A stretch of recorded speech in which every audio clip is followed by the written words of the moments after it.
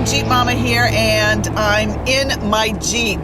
I'm driving to work. It's snowing a little bit and it's really cold, so I'm wearing my driving gloves. A few days ago there was a comment on one of my YouTube videos. It was the how to use those magic buttons in your Jeep Wrangler Rubicon. This commenter said you should do a how-to video on how to use your steering wheel. I'm like, haha, you smart ass.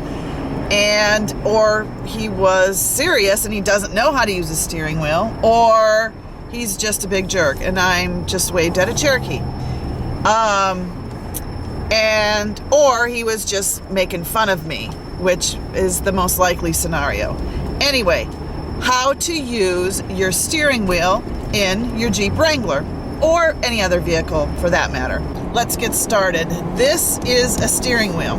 It's what you use to steer your vehicle. Duh. We pretty much all know that.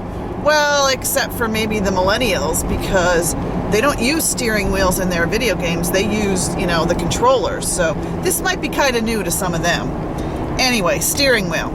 About 20 years ago when I learned to drive, we were taught that your hand should be located at the 10 and 2 position.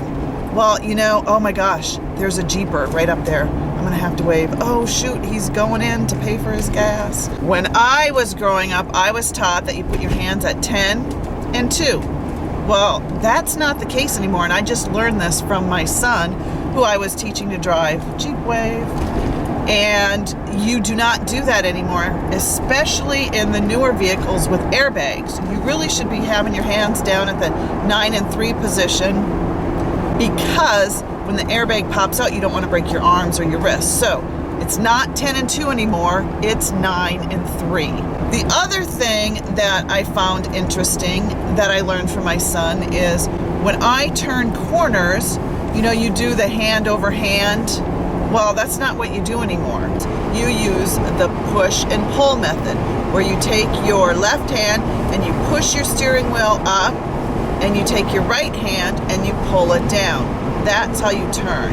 You don't use the hand over hand method anymore. And this is all from the National Transportation and Highway Safety Administration. The other thing about steering wheels you need to know is the control buttons for like your cruise control, my computer, they're on the steering wheel. And this is for safety reasons. So you're not reaching all over your Jeep or your vehicle to turn on the radio, to do your cruise control. It's just right there in the 9 and 3 position. So I guess it is kind of like a controller for the game systems.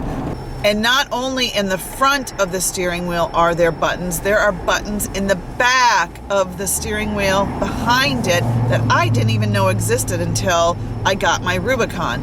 I don't know if they were on my other vehicle. They could have been. I never discovered them, probably because my hands were in the 10 and 2 position.